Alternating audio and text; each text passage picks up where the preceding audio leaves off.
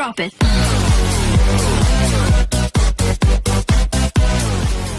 Good morning students, लोगों ने last video में सिंपल का nominative absolute and third quantity पढ़ा। आज हम फोर्थ पॉइंट करते हैं। सिंपल आज फोर्थ पॉइंट है सिंपल सेंटेंसेस का use of preposition before noun और जीएन। यानी नाउन और जीएन के पहले प्रीपोजिशन का यूज करना है। नाउन और जीएन के पहले प्रीपोजिशन का यूज करना है। आप स्टूडेंट्स समझते हैं प्रीपोजिशन क्या होती है। नाउन आप जानते होंगे संज्ञा, बट प्रीपोजिशन आपको नहीं पता होगी, सॉरी वो जीएन नहीं पता होगा शायद। मैं जीएन के बारे में आपको क्वेश्चन क्लियर कर देता हूं। जीएन क्या होता है तो आइए समझते हैं। नाउन और जीएन मतलब होता है वर्ब की first form plus I N G. G N मतलब होता है वर्ब की फर्स्ट फॉर्म प्लस आईएनजी। ये होता है हमारा जीएन, लिखा हुआ first form verb plus I N G, ये हमारा जीएन है। ठीक है, आप स्टूडेंट्स जो प्रीपोजिशन है वो कहता है बिफोर नाउन और जीएन। नाउन और जीएन के पहले प्रीपोजिशन का प्रयोग करना है। तो जीएन का मतलब वर्ब की फर्स्ट फॉर्म प्लस आईएनजी आते हैं। तब जीएन को चैप्टर आपको आगे बताया जाएगा। आपको चैप्टर क्या होता है जीएन के बारे में। अभी मतलब समझते हैं जीएन क्या है, वर्ब की फर्स्ट फॉर्म प्लस आईएनजी। और इसी से पहले प्रीपोजिशन यूज करना और नाउन के पहले भी यूज करना पड़ सकता है। तो हम लोग ज्यादा तो दिमाग में नहीं आते हैं, ज्यादा इसके जीएन और नाउन से करने पड़ेंगे क्योंकि कम बोलने पड़ेगा। जीएन आप पहचानते नहीं हो और नाउन में आपके कई तरह के नाउन है तो नाउन में आप डायरेक्ट ले नहीं पाओगे। तो आगे बढ़ते हैं, हम से अपनी बेसिक लैंग्वेज पढ़ते हैं। उससे से सेंटेंस को जोड़ेंगे, हम क्लियर हो जाएगा। She will get first class, वह पहली श्रेणी प्राप्त करेगी। She is sure of it, वह इस बारे में निश्चित है। अब की क्या मतलब वह पहली श्रेणी कक्षा में फर्स्ट क्लास तो कक्षा में पहली श्रेणी प्राप्त करेगी। She will sure of it, उसको इस बारे में पक्का है, निश्चित है उसको। अब आपको प्रीपोजिशन का यूज करना है, इसको आपका दिमाग रखना है। तो आइए समझते हैं। शी विल श्योर, वह निश्चित है, ऑफ प्रीपोजिशन हो गई।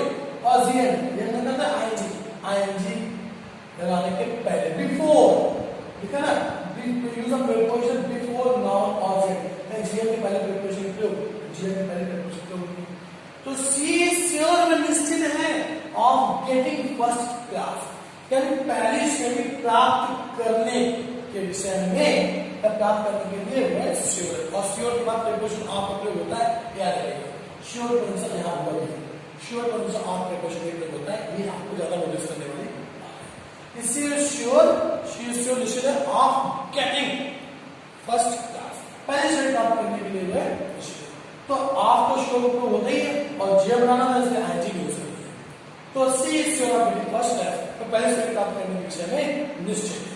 Okay next, my brother is ill, मेरा भाई पीड़ित है, या बीमार है, he has a high fever, उसे तेज बुखार है। मेरा भाई पीड़ित है, उसे तेज बुखार है। तो स्टूडेंट समझने वाली बात ये है, सोचते हैं माय ब्रदर इज इल, मेरा भाई पीड़ित है विद हाई फीवर, तेज बुखार के साथ। इसमें विद का प्रयोग होता है, फीवर से पहले विद का प्रयोग करेंगे। अगर सफरिंग दिया है तो फ्रॉम लगाएंगे, अदरवाइज विद का प्रयोग करेंगे, विद का प्रयोग करेंगे। तो my brother is ill with high fever, मेरा भाई बीमार है तेज बुखार के साथ, या मेरा भाई तेज बुखार के साथ पीड़ित है। तो ये आपको थोड़ा अपना यूज प्रीपोजिशन यूज करनी पड़ेगी, समझना पड़ेगा। तो इसमें कहते हैं my brother is ill with high fever, मेरा भाई तेज बुखार के साथ पीड़ित। Next, I give my best efforts, मैंने अपने सबसे अच्छे प्रयास किए, मैंने अपने सबसे अच्छे प्रयास किए। आई कुड नॉट पास किए, मैं बीए नहीं पास कर सका। मैंने अपने सबसे अच्छे प्रयास किए, मैं बीए पास नहीं कर सका। तो इसके अनुसार से मैंने अपने सबसे अच्छे प्रयास किए, ये तो पॉजिटिव सेंस है, उसने प्रयास किया है। आई कुड नॉट पास किए, मैं बीए नहीं पास कर सका। उसका पॉजिटिव सेंस में उसने प्रयास किया है, मैं नेगेटिव क्या हो गया, वो बीए पास तब भी नहीं कर सका। यानी एक काम पॉजिटिव सेंस में, एक काम नेगेटिव सेंस में, यानी एक दूसरे का विरोध कर रहे हैं, अपोजिट में खड़े हैं दोनों सेंटेंस। तो जब अपोजिट में दोनों सेंटेंस खड़े होंगे, एक दूसरे का विरोध कर रहे होंगे, तो हम प्रीपोजिशन इन स्पाइट ऑफ का यूज करेंगे। इन स्पाइट ऑफ, इन हिंदी के बावजूद, के बावजूद। तो in spite of my best efforts, मेरे सबसे अच्छे प्रयासों के बावजूद, मेरे सबसे अच्छे प्रयासों के बावजूद आई कुड नॉट पास किए, मैं बीए नहीं पास कर सका। मेरे सबसे अच्छे प्रयास के बावजूद मैं बीए नहीं पास कर सका, क्योंकि इसमें एक काम नेगेटिव पॉजिटिव था एक का नेगेटिव था, दोनों विरोध कर रहे थे, ऐसे में हम लोग इन स्पाइट ऑफ का यूज करते हैं। तो in spite of my best efforts, मैं सबसे अच्छे प्रयास करने के बावजूद आई कुड नॉट पास। और स्टूडेंट्स का ऐसा मतलब है in spite of doing, GL में करके in spite of doing my best efforts, मैं सबसे अच्छे प्रयास करने के बावजूद I could not pass. Next, he gave me advice, उसने मुझे सलाह दी, उसने मुझे सलाह दी। ही आल्सो हेल्प मी, उसने मेरी मदद की, उसने मुझे सलाह दी और उसने मेरी मदद की।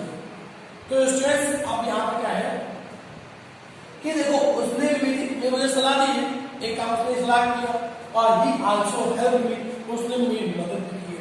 यही दो काम किए उसने, एक उसने सलाह दी है और दूसरी उसने मदद की है। तो अब यहाँ पर दोनों काम ही नहीं किए हैं, तो इसका होगा दोनों काम, एक के अतिरिक्त उसने एक काम और भी किया है, तो इसमें क्या होता है बेसाइड्स। बेसाइड्स की हिंदी के अतिरिक्त, के अतिरिक्त। तो बेसाइड्स गिविंग मी एडवाइस, मुझे सलाह देने के अतिरिक्त, बेसाइड्स और जीएन के पहले आईएनजी को सॉरी जीएन के पहले प्रीपोजिशन प्रयोग, तो before sorry besides giving me advice, मुझे सलाह देने के अतिरिक्त ही हेल्प मी आल्सो चाहो यूज कर सकते, तो ही मुझे सलाह देने के अतिरिक्त उसने मेरी मदद की, मुझे सलाह देने के अतिरिक्त उसने मेरी मदद की। तो स्टूडेंट्स ये आपका हो गया use of preposition before noun और जीएन। यदि कोई प्रॉब्लम होती है एक्सरसाइज सॉल्व करने में या कुछ भी, तो आप डाउट सेक्शन में जाकर आपसे क्वेश्चन पूछें, मैं क्लियर करूंगा। और जो भी चाहे यूट्यूब में देख रहे हैं तो कमेंट्स में जाकर पूछें, मैं क्लियर करूंगा। आप बहुत से याद आएगा कि वॉइस की, तो students I think voice clear हुई होगी आपको, अब ऐसा समझ में आता होगा। तो अभी हम लोग use of preposition before noun और जीएन पढ़ चुके हैं, चौथा पॉइंट भी सिंपल सेंटेंस का क्लियर कर चुके हैं। हम लोग नेक्स्ट पॉइंट पे जाने वाले हैं, हम लोग नेक्स्ट पॉइंट पे देखते हैं। नेक्स्ट पॉइंट है सिंपल का है, क्या है यूज ऑफ नाउन और फ्रेज इन अपोजिशन। नाउन और फ्रेज में अपोजिशन का प्रयोग, नाउन और फ्रेज में अपोजिशन का, अपोजिशन में नाउन और फ्रेज का प्रयोग। तो ये आपको समझ नहीं पाओगे अपोजिशन में नाउन और फ्रेज का यूज। अभी नाउन होती है, फ्रेज क्या है, तो फ्रेज नहीं जानते होंगे, कोई बात नहीं। तो हमें हेडिंग पे कम ध्यान देना है, समझना है कि इसका मतलब है, इसका कैसे समझना है, देखते हैं। तो स्टूडेंट आइए समझते हैं, लिखा है इन दिस, यानी कि जो हेडिंग बनी है इसमें द लिखा फर्स्ट, लिखा सबसे पहली बात ये है first, it is use the name, तो सबसे पहले it is use the name of the subject, सबसे पहले सब्जेक्ट के नाम को इस्तेमाल करते हैं। Then the adjective of the subject is use, और तब उसके बाद क्या होता है जो एडजेक्टिव है सब्जेक्ट का विशेषण है उसको इस्तेमाल करते हैं। आफ्टर दैट इसके बाद the other words are used to create a good sense of the sentence, और सेंटेंस का अच्छा भाव बनाने के लिए कुछ उसके और जो उसके बारे में दिया होता है वो सब इस्तेमाल करते हैं। तो इस आपने सबसे पहले नाम इस्तेमाल करना है, फिर उसका एडजेक्टिव इस्तेमाल करना है, कोई और एडजेक्टिव दिया तो उसको भी इस्तेमाल करेंगे, फिर कुछ अदर वर्ड्स बचते हैं तो वो इस्तेमाल करेंगे, इस सेंटेंस को क्लियर करेंगे। आइए समझ में बात करते हुए सेंटेंस को रखते हैं। Raju is a teacher, Raju एक अध्यापक है, he is an honest man, वह एक ईमानदार व्यक्ति है। राजू एक अध्यापक है, वह एक ईमानदार व्यक्ति है। तो इसमें यहाँ में समझना है कि राजू के बारे में कितनी बातें कह रही है। देखो पहले जो है ये राजू नाम लिया गया है, दूसरा आ टीचर अध्यापक है, तीसरा उसको ही कहा गया है, होना ही है, और चौथा एन ऑनेस्ट मैन, एक ईमानदार आदमी कहा गया है। चार बातें उसके बारे में कहेंगे। चार सबसे बेकार चीजें जो कि यूजलेस है वो है ही, क्योंकि राजू ने कहा तो ही मुझे पता है, राजू के नाम से ही मालूम पड़ गया कि ही उसके लिए प्रोनाउन यूज होगा, तो आप ही करने से छोड़ दें, बाकी तीन देखिए राजू, आ टीचर एंड ऑनेस्ट मैन। उसके बाद में हम लोग तीन चीज देखते हैं। तो अब सबसे पहले इस बात करेंगे राजू, सबसे बात करेंगे राजू। मैं बोला सबसे पहले करना है तो name of the subject use करना है, यानी कि हो गया आपका राजू। उसका कॉमा डालके उसका प्रोफेशन है तो प्रोफेशन को एडजेक्टिव है तो adjective, Raju comma a teacher, Raju comma a teacher. इसका मतलब हुआ राजू एक अध्यापक, इसका मतलब हुआ राजू एक अध्यापक है, राजू एक अध्यापक है, comma is an honest man, एक बहुत ईमानदार आदमी है। राजू जो कि अध्यापक है एक बहुत ईमानदार आदमी है। तो Raju comma a teacher comma is an honest man, Raju उसका राजू जो कि अध्यापक है इज एन ऑनेस्ट मैन, बहुत ईमानदार आदमी है।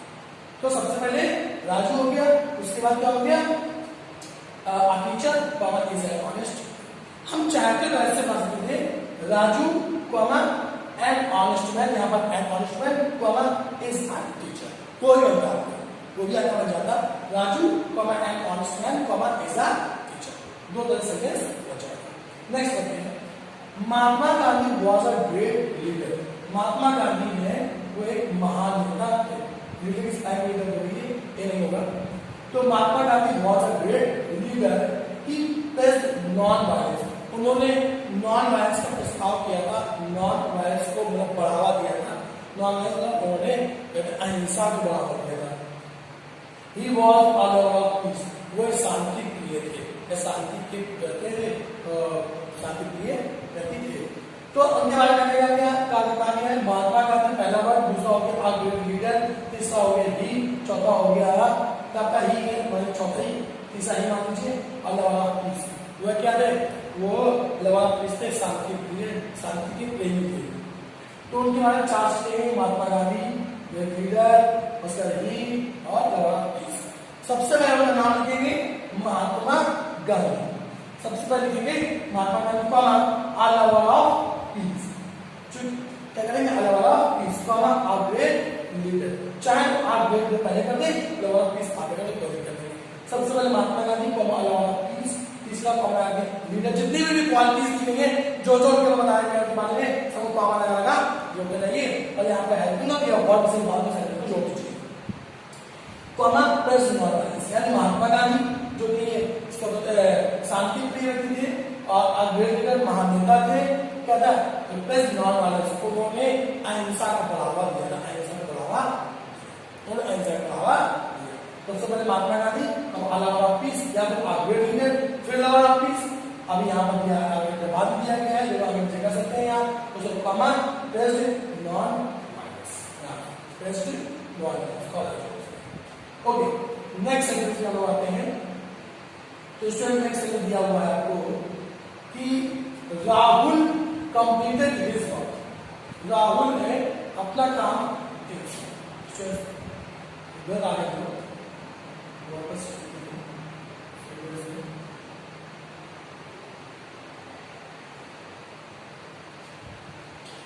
तो देखते हैं स्टूडेंट्स इस सेंटेंस को बहुत ऑप्शन करते हैं।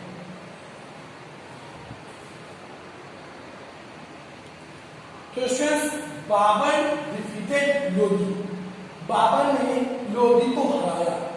बाबर वाज अ तुर्क, और बाबर क्या था, एक तुर्क था। बाबर डिफीटेड लोधी और बाबर एक तुर्की लोग होते हैं, तुर्क था। Lodhi was the emperor of India, और लोधी क्या था कि भारत का सम्राट था। तो सबसे पहले क्या करेंगे, यहाँ पर ऐसे जब यहाँ दो लोग के बारे में बात होगी, यहाँ बाबर के बारे में बात करेंगे और लोधी के बारे में बात करेंगे, तो हम क्या करेंगे, हम ऐसा सेंटेंस ढूंढेंगे जिसमें दोनों के बारे में बात करेंगे। तो पहला सेंटेंस ही है, सेंटेंस दोनों बारे में बात करेंगे, बाबर डिफीटेड लोधी, बाबर भी आया लोधी भी आया। इस सेंटेंस में कहीं लोधी नहीं आया, इस सेंटेंस में बाबर नहीं आया, पहले सेंटेंस दोनों आए। यही मेरा मेन सेंटेंस है, यही मेरा आंसर भी है। बस वही है, बाबर डिफीटेड लोधी। अब क्या है, जैसा सेंटेंस लिखा वैसे लिखा है, बाबर डिफीटेड लोधी, बाबर, बाबर को कॉमा लगा के बाबर का एडजेक्टिव, बाबर का जो बताया गया होगा जोड़ लेंगे। बाबर कॉमा, यानी बाबर क्या था, वाज अ तुर्क, यानी बाबर एक तुर्क था। बाबर कॉमा अ तुर्क, बाबर कॉमा अ तुर्क। उसका डिफीटेड लोधी, और लोधी कॉमा बात है, लोधी क्या था, the emperor of India, the emperor of. तो बाबर कॉमा अ तुर्क डिफीटेड लोधी, लोधी मतलब द एम्परर ऑफ इंडिया। दो शब्द हैं, एक बाबर और एक लोधी, यानी एक शब्द एक ऑप्शन है। तो बाबर, बाबर शब्द का शब्द की बात बताया गया, अ तुर्क, तो कॉमा जोड़ किया, उसका जो वर्ड डिफीटेड होगा, उसका ऑब्जेक्ट लोधी, लोधी का जो भी बताया इसके बारे में एम्परर ऑफ इंडिया, उसको भी कॉमा से जोड़ दिया। तो इस तरह से हमारा यह सेंटेंस बन जाएगा। तो स्टूडेंट्स हम कह सकते हैं कि हमारा यूज ऑफ नाउन और फ्रेज पोजीशन, यानी पांचवा पॉइंट भी हमारा खत्म हो गया सिंपल सेंटेंस। हम लोग नेक्स्ट पॉइंट को आते हैं। तो स्टूडेंट्स नेक्स्ट पॉइंट हमारा है एडवर्ब और एडवर्बियल फ्रेज। तो आज का स्टूडेंट्स एडवर्ब और एडवर्बियल फ्रेज क्या होता है, एडवर्ब जानते हो आप लोग, क्रिया विशेषण, उसका यूज करना है। एडवर्बियल फ्रेज का यूज करना है। एडवर्बियल फ्रेज मतलब होता है प्रीपोजिशन लगाकर एडवर्ब बनाते हैं, बहुत सिंपल है, आप समझ जाओगे। बहुत सिंपल चैप्टर है। आई शैल डू माय वर्क, मैं अपना काम पूरा करूंगा, इट इज सर्टेन या निश्चित। उसने कहा आई शैल डू माय वर्क, मैं काम पूरा करूंगा, इट इज सर्टेन या निश्चित है। तो उसका एडवर्ब बनाएंगे, कैसे बनाएंगे? आई शैल डू माय वर्क, मैं अपना काम पूरा करूंगा, सर्टेनली निश्चितता, मैं अपना काम पूरा करूंगा। निश्चित रूप से, ऐसा बाउंड करता है इसमें, निश्चित रूप से बाउंड करता है। तो I shall do my work certainly, मैं अपना काम निश्चित एलवाई लग गया, एडवर्ब बन गया, सर्टेनली का एलवाई का एडवर्ब बनता है। एडवर्ब में ऐसा 90% होता है कि एलवाई ही लगता है, ऐसा नहीं होता, मैं काफी मात्रा में लेता है। तो I shall do my work certainly, I shall do my work, मैं अपना काम पूरा करूंगा, इट इज सर्टेन या निश्चित है, मैं अपना काम पूरा करूंगा, निश्चित है। तो I shall do my work, मैं अपना काम पूरा करूंगा, सर्टेनली निश्चित रूप से, मैं अपना काम निश्चित रूप से पूरा करूंगा। The tree was cut down, पेड़ काट दिया गया, the cutting down was slow, कटाई बहुत धीमी, पेड़ काट दिया गया, कटाई धीमी। तो क्या हो गया? The tree was cut down slowly, पेड़ काट दिया गया धीमे धीमे, पेड़ काट दिया गया धीमे धीमे, पेड़ काटा गया और कटाई बहुत धीमी थी। The tree was cut down slowly, पेड़ धीरे धीरे काट दिया गया। कर रहा है। नेक्स्ट, आई थैंक हिम, मैंने उसका धन्यवाद दिया, तुमने उसका धन्यवाद दिया, यू डिड इट, तुमने इसे किया, फ्रॉम द हार्ट, तुमने हृदय से इसको किया, तुमने इसको हृदय से किया। तो क्या हो जाएगा? यू थैंक हिम, तुमने उसका धन्यवाद दिया, हार्टली, हृदय से तुमने उसको धन्यवाद दिया। You did it, you thank him, तुमने उसको धन्यवाद दिया, हार्टली, बन गया एडवर्ब। अब you thank him from the heart, तुमने हृदय से उसको धन्यवाद दिया, दोनों का हिंदी से है।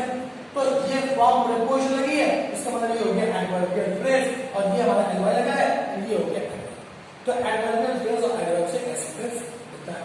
तो यू थैंक हिम हार्टली, तुमने उसको हृदय से धन्यवाद दिया, you thank him from the heart, तुमने उसको हृदय से धन्यवाद दिया। तो फ्रॉम प्रीपोजिशन लगा है, इसलिए एडवर्बियल फ्रेज है, और ये हो गया एडवर्ब। कुछ सेंटेंस ऐसे होते हैं एडवर्बियल फ्रेज और एडवर्ब दोनों से बन जाते हैं, और कुछ सेंटेंस सिर्फ एडवर्ब से ही बनते हैं, या कुछ सेंटेंस सिर्फ एडवर्बियल फ्रेज से ही बनते हैं। इसलिए सेंटेंस एडवर्ब से ही बनेगा, और ये सेंटेंस दोनों से बन जाएगा। Next, Rahul completed his work, Rahul ने अपना काम पूरा किया, he did his work with a great success, उसने अपने काम को पूरी सक्सेस, सफलता के साथ पूरा किया। तो Rahul completed his work successfully, Rahul ने अपना काम सफलतापूर्वक पूरा किया, सफलता से पूरा किया। Next, Rahul completed his work with a great success, एक महान सफलता के साथ अपने काम पूरा किया। ये भी जगह प्रीपोजिशन है, इट मींस एडवर्ब फ्रेज से बनी है। तो दो तरह की सब्जेक्ट है, बहुत सिंपल है, अभी आपको समझ आ गया होगा। तो अभी हम लोग एडजेक्टिव पढ़ने जा रहे हैं, सिंपल सेंटेंस। तो स्टूडेंट्स, हम लोग आते हैं पढ़ते हैं सिंपल सेंटेंसेस। सिंपल सेंटेंस में हम लोग उसका 6 नंबर पार्ट कर रहे हैं, एडजेक्टिव। अभी एडजेक्टिव क्या है? एडजेक्टिव हम लोग जानते होंगे, विशेषण। तो एडजेक्टिव होता है विशेषण। जैसे मैंने बोला, this is a black marker, this is a black marker.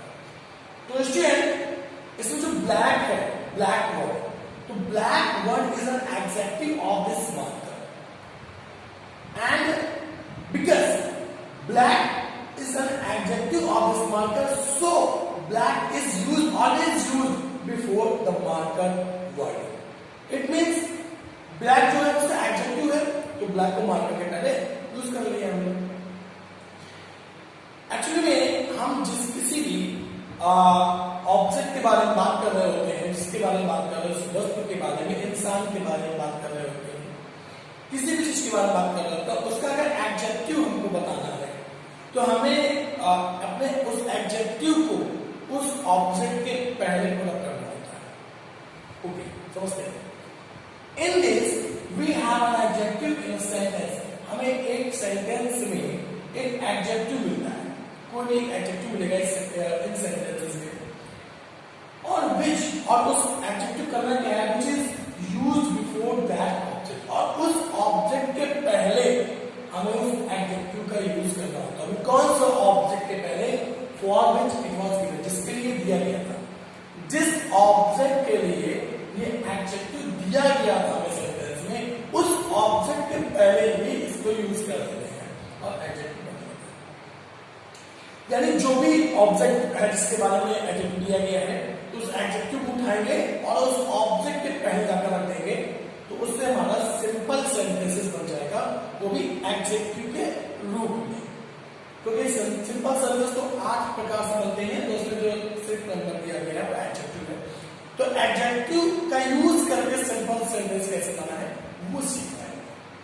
आइए हम फिर से रिव्यू कर लेते हैं कि इसमें क्या होता है एडजेक्टिव वाले में, कि हमारे पास एक एडजेक्टिव क्या होता है किसी भी एक सेंटेंस एक वाक्य में, और जिसको हम लोग को इस्तेमाल करना होता है ऑब्जेक्ट के पहले, और जिसको हम लोग ऑब्जेक्ट के पहले इस्तेमाल करते हैं। और क्या लिखा है for which it was given, वो भी किस ऑब्जेक्ट के पहले, जिस ऑब्जेक्ट के लिए इसको दिया गया होता, मतलब जिस ऑब्जेक्ट के लिए इस एडजेक्टिव का प्रयोग किया गया था उस ऑब्जेक्ट के पहले ही इसको एडजेक्टिव यूज करते हैं। आइए सेंटेंस एंड एग्जांपल के इस पर, I met a boy. Someone is saying that I met a boy. मैं एक लड़के से मिला, वो कह रहा है मैं एक लड़के से मिला। He was blind. वह अंधा था। तो कोई कह रहा है मैं एक लड़के से मिला, वह अंधा था। अंधा कौन था? वह लड़का जिससे मैं मिला वह अंधा था। तो ये अंधा किसे ब्लाइंड वर्ड किसके लिए यूज किया गया है? बॉय के लिए, बॉय के लिए। तो क्या करेंगे? I met a blind boy, I met a blind. क्यों? क्योंकि ब्लाइंड का इस बॉय का एडजेक्टिव है। तो मैं आपको एग्जांपल किया था, this is a black marker, तो ब्लैक कहां यूज होगा? मार्कर के पहले। ऐसे ब्लैक कहां यूज होगा? बॉय के पहले। तो मैं एक लड़के से मिला और he was blind, मैं अंधा था, तो I met a blind boy, मैं एक अंधे लड़के से मिला, मैं एक अंधे लड़के से मिला। हरी सा अमर, हरी ने एक आदमी देखा, हरी ने एक आदमी देखा। he was lame, वह लंगड़ा था। लंगड़ा कौन था?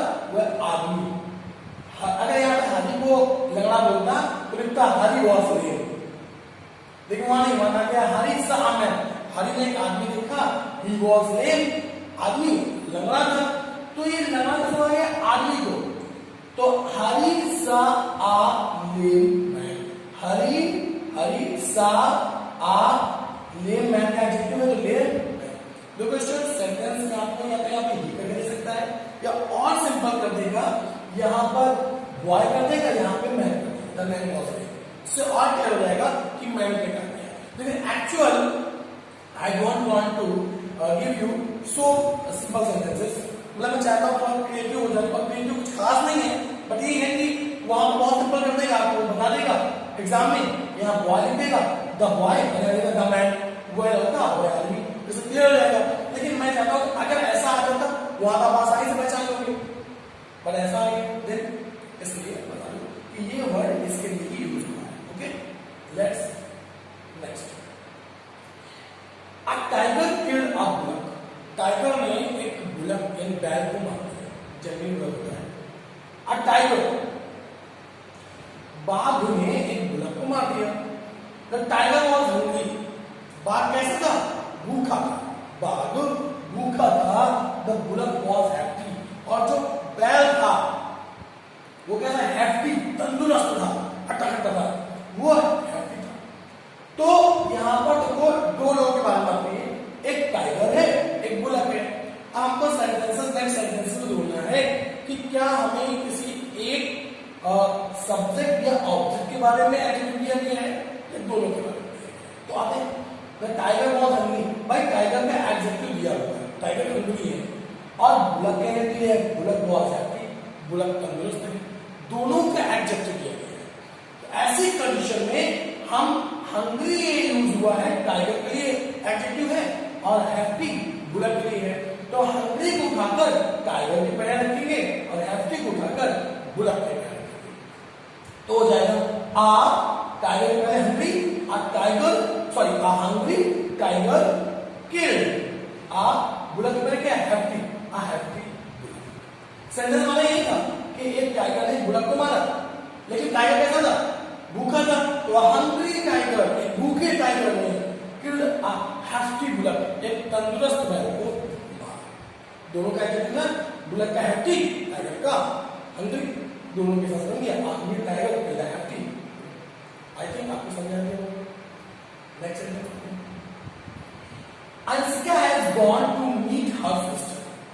अंशिका गई है मिलने के लिए अपनी बहन से। अंशिका अपनी बहन से मिलने के लिए गई है। Her sister was kind hearted. उसकी जो बहन थी वो कैसी थी? काइंड हार्टेड थी। मतलब अब है नहीं पता नहीं, लेकिन थी। तो अंशिका को पता नहीं है वो काइंड हार्टेड है कि नहीं है एट दिस टाइम। थी, इसमें वॉज का यूज किया गया है, या इस का यूज भी हो सकता है, नो डाउट। मोस्टली आपको इसका यूज भी मिलेगा। तो Anshika has gone to meet her sister. Anshika अपनी बहन से मिलने के लिए गई थी और her sister was kind hearted. उसकी बहन जो थी कैसी थी? दयालु हृदय की, काइंड हार्टेड थी। तो बेटा इस सेंटेंस में काइंड हार्टेड किसको कहा गया है? उसकी बहन। देखिए मैंने आपको बताया था, जैसे यहाँ पे हर सिस्टर और यहाँ पे एक्सप्लेन कर दिया गया। काइंड कौन है? हर सिस्टर है, एक्सप्लेन कर दिया गया। यहाँ पर शी का यूज नहीं किया गया, हर सिस्टर बोला गया। ऐसे ही आपको यहाँ पर द बॉय और द मैन मिल सकता है। ओके, तो यहाँ पर लिखा है her sister was kind hearted. Kind hearted कौन है? उसकी बहन। तो Anshika has gone to meet her. Anshika मिलने गई है अपनी काइंड हार्टेड सिस्टर, अपनी दयालु बहन से।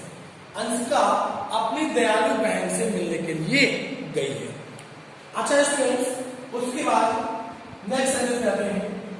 आई want to read a subject. मैं एक सब्जेक्ट, एक विषय पढ़ना चाहता हूँ या पढ़ना चाहती हूँ। It should be very difficult. ये बहुत कठिन होना चाहिए। उसने कहा है कि I want to read a subject. मैं एक सब्जेक्ट पढ़ना चाहता हूँ, एक विषय पढ़ना चाहता हूँ। देखिएगा उसने, but it should be very difficult. ये बहुत कठिन होना चाहिए ना। इट मींस जो मैं सब्जेक्ट पढ़ना चाहता हूँ, इट शुड बी डिफिकल्ट, इसे कठिन होना चाहिए। तो आइए, आई वॉन्ट टू रीड, ये वेरी डिफिकल्ट किसको आ गया है? सब्जेक्ट को कहा गया है। Very difficult for which word is used, very difficult word is used, इसलिए सब्जेक्ट। तो I want to read a very difficult subject. A very difficult, मैं एक क्या बहुत कठिन विषय पढ़ना चाहता हूँ।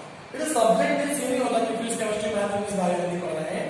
इसका मतलब कोई भी सब्जेक्ट, कोई भी टॉपिक हो सकता है। टॉपिक क्रिटिकल होना चाहिए, डिफिकल्ट होना चाहिए। तो ये टॉपिक के सब्जेक्ट की एटीट्यूड है। तो लिखा हमने I want to read a very difficult subject. I think आप लोग का एडजेक्टिव का कॉन्सेप्ट क्लियर हुआ होगा।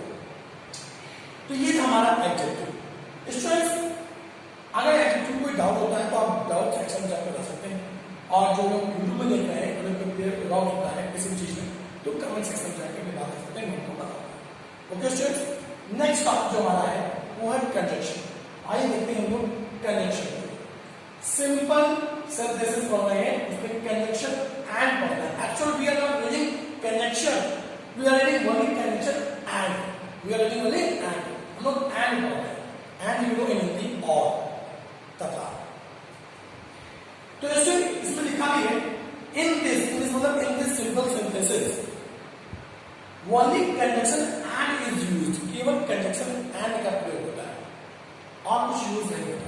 यानी आपको that, if, whether, until, still, yet, because, so, तो जो भी यहाँ पे कंडीशंस है, तो किसी का यूज नहीं कर सकते in simple sentences.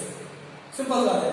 If you are creating a simple sentences to combine two or more than two sentences, then you have to remember about this that we can't use any other conjunction instead of and के बजाय आप कोई और use नहीं कर सकते। Okay, let's start.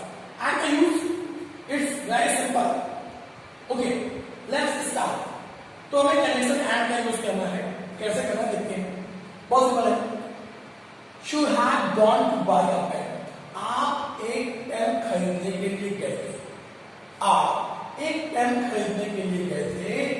You have gone to buy a pencil also। आप एक पेंसिल खरीदने के लिए भी गए थे। इट मीन्स आप दो कामों के लिए गए। आप एक पेन खरीदने के लिए गए थे, आप एक पेंसिल खरीदने के लिए भी गए हैं। आप दो कामों के लिए गए। कहाँ गए हैं ये बताइएगा, मैं गए। ओके, तो देखिए वो दो कामों के लिए गए हैं। He had gone to buy a pen, वो एक पेन खरीदने के लिए गया है और वह एक पेंसिल खरीदने के लिए भी गया है। तो you had gone, आप गए हैं, to buy, खरीदने के लिए, आप पेन, एक पेन खरीदने के लिए गए। एंड हमें कंडीशन एंड यूज करना है, इसलिए क्या किया, एंड यूज किया, एंड आ पेंसिल। तो यू हैव गॉन, आप गए हैं to buy a pen and a pencil, आप गए हैं खरीदने के लिए एक कलम और एक पेंसिल, आप एक पेन और पेंसिल खरीदने के लिए गए हैं। तो स्टूडेंट्स इसमें से करना क्या है, सिर्फ कंजक्शन एंड का यूज करना है। तो बहुत सिंपल है, हमें जिस दो बातों के बारे में बात हो रही है उन दो बातों के बीच में हमें एंड का यूज करना है। जैसे आप पेन खरीदने की बात हो रही थी और पेंसिल खरीदने की बात हो रही थी, तो हम दोनों के बीच में एंड का यूज करते हैं। तो हो गया यू हैव गॉन, आप गए हैं टू बाई खरीदने के लिए आप पेन एंड पेंसिल, एक पेन और एक पेंसिल खरीदने के लिए गए। नेक्स्ट सेंटेंस जो आते हैं, Dinesh is going to Kanpur, Dinesh Kanpur जा रहा है, दिनेश जो है वो कानपुर जा रहा है। Rahul is also going with him, Rahul भी उसके साथ जा रहा है। दिनेश कानपुर जा रहा है और राहुल भी उसके साथ जा रहा है। तो कितने लोग कानपुर जा रहे हैं, एक तो दिनेश हो गया वो कानपुर जा रहा है, और राहुल दिनेश के साथ कानपुर जा रहा है, तो राहुल भी कानपुर जा रहा है। राहुल और दिनेश दोनों कानपुर जा रहे हैं। तो कौन दो लोग बात हो रही है, राहुल के और दिनेश के। तो हमें दूसरा देखना है कि दिनेश का पहले नाम लिया गया था, तो दिनेश पहले कहेंगे Dinesh and Rahul, Dinesh and Rahul is going to Kanpur, Dinesh और राहुल कानपुर जा रहे हैं। दिनेश कानपुर जा रहा है, राहुल उसके साथ कानपुर जा रहा है, दिनेश और राहुल दोनों कानपुर जा रहे हैं। तो Dinesh and Rahul is going to Kanpur, Dinesh और राहुल कानपुर जा रहे हैं। तो इस तरह से वहां से बन गया, क्योंकि दो लोगों के बारे में बात हो रही थी, दिनेश और राहुल के बारे में बात हो रही थी, दोनों को कंडीशन एंड हो गया। और याद रखना दूसरा का कंडीशन इस्तेमाल नहीं कर सकते, केवल एंड ही इस्तेमाल करेंगे, क्योंकि सिंपल सेंटेंस में केवल कंडीशन एंड का ही इस्तेमाल होता है। मैं बार बार रिपीट करता हूं। ओके, नेक्स्ट सेंटेंस की बात है। नेक्स्ट सेंटेंस हमारा स्टूडेंट इस तरह से है, I want to read English, मैं अंग्रेजी पढ़ना चाहता हूं, मैं अंग्रेजी पढ़ना चाहता हूं। आप लोग आगे आगे मत समझिएगा कि आगे आप संविधान देने को है, कुछ और भी है, एक्स्ट्रा है, क्या करना है, मैं अंग्रेजी पढ़ना चाहता हूं। I want to read mathematics, मैं मैथमेटिक्स भी पढ़ना चाहता हूं। मैं अंग्रेजी पढ़ना चाहता हूं और मैं मैथमेटिक्स भी पढ़ना चाहता हूं। तो दो चीज पढ़ेगा, पढ़ने वाले तो नहीं है, ऑब्जेक्ट दो, सब्जेक्ट नहीं। जैसे यहाँ पर ऑब्जेक्ट दो थे, पेन और पेंसिल, यहाँ पर सब्जेक्ट दो थे, दिनेश और राहुल, यहाँ पर ऑब्जेक्ट दो है, इंग्लिश और मैथमेटिक्स। तो कह रहा है मैं इंग्लिश पढ़ना चाहता हूँ, मैं मैथमेटिक्स पढ़ना चाहता हूँ। दो चीज पढ़ जाता है, इंग्लिश और मैथमेटिक्स। तो आई वॉन्ट टू रीड, मैं पढ़ना चाहता हूँ इंग्लिश एंड मैथमेटिक्स, मैं इंग्लिश एंड मैथमेटिक्स पढ़ना चाहता हूं। उसको दो शुरुआत की, मैं इंग्लिश और मैथमेटिक्स पढ़ना चाहता हूं। सिंपल हो गया सेंटेंस। नेक्स्ट सेंटेंस में आते हैं, Raju want to be success, Raju सफल होना चाहता है। He want to be famous also, वह प्रसिद्ध भी होना चाहता है। राजू जो है वो सफल होना चाहता है और राजू प्रसिद्ध भी होना चाहता है। तो स्टूडेंट्स हमको ये याद रखना है कि राजू की दो ख्वाहिश है, एक वो सक्सेस होना चाहता है, एक वो प्रसिद्ध होना चाहता है। तो दोनों ख्वाहिश को एंड दो देना सेंटेंस में क्यों नहीं? तो Raju want to be success, Raju सफल होना चाहता है एंड फेमस और प्रसिद्ध होना चाहता है। ऐसा ना आल्सो का यूज नहीं करते because we have already used and conjunction, so we can't use also word. Raju want to be success and famous, Raju सफल और प्रसिद्ध होना चाहता है। दोनों वर्ड हैं। इसमें मैं आपको एक ओनली एक सेंटेंस एक्सप्लेन करना चाहूंगा because that sentence would be important. सुनिए ध्यान से, जैसे कि आई सा अ काउ, ये आपकी 12th क्लास की बुक्स में दिया हुआ है और मोस्टली ऐसे सेंटेंसेस कंपटीशंस में आते हैं, तो केयरफुली सुनना। आई सा अ काउ, मैंने एक गाय देखी। आई सा अ ब्लैक काउ, सॉरी आई सा अ ब्लैक काउ, मैंने एक काली गाय देखी। And the next sentence is I सा अ व्हाइट काउ, मैंने एक व्हाइट काउ देखी। आई सा अ ब्लैक काउ, आई सा अ व्हाइट काउ, मैंने एक काली गाय देखी, मैंने एक सफेद गाय देखी। अब यहाँ पे स्टूडेंट्स गलती करते हैं, ये कर देते हैं आई सा अ black and white cow. I saw a black and white cow. तो इसमें हुआ क्या, इसकी हिंदी निकली मैंने एक काली और सफेद गाय देखी, क्योंकि हमने आ का इस्तेमाल एक बार किया हुआ है. I saw a black and white cow. तो इसका मतलब हुआ कि आपने काली सफेद गाय देखी, यानी एक ही गाय देखी इसके दो रंग थे, वो काली भी थी और वो सफेद भी थी. अब अगर ऊपर आपने सेंटेंस बोला था I saw a black cow, दूसरा सेंटेंस था I saw a white cow, यानी आपने एक काली गाय देखी थी और एक सफेद गाय देखी थी. आपने दो गाय देखी थी, एक काली थी और एक सफेद थी. और नीचे आपने सिंगल सेंटेंस आया I saw a black and white cow, यानी काली सफेद गाय देखी, एक ही गाय के दो कलर. तो ये गलत हो गया. तो स्टूडेंट्स ये गलत हो गया. आपको सही क्या बनाना है, I saw a black and a white cow. दो बार आ का यूज करना, ब्लैक के पहले भी और व्हाइट के पहले भी. इससे क्या होता है कि इसका मतलब होगा I saw a black and a white cow, मैंने एक काली और एक सफेद गाय देखी. इस तरह से आपको एंड यूज करना है. इसको ध्यान देना पड़ेगा. कहीं पर हम अर्थ का अलग तो नहीं करना है, मीन क्लियर नहीं होता है, मीन्स डाउटफुल नहीं होना चाहिए, मीन क्लियर रहना चाहिए. जो कॉन्सेप्ट है वो क्लियर होना चाहिए. तो स्टूडेंट आज से आपके सिंपल सेंटेंसेस खत्म होते हैं.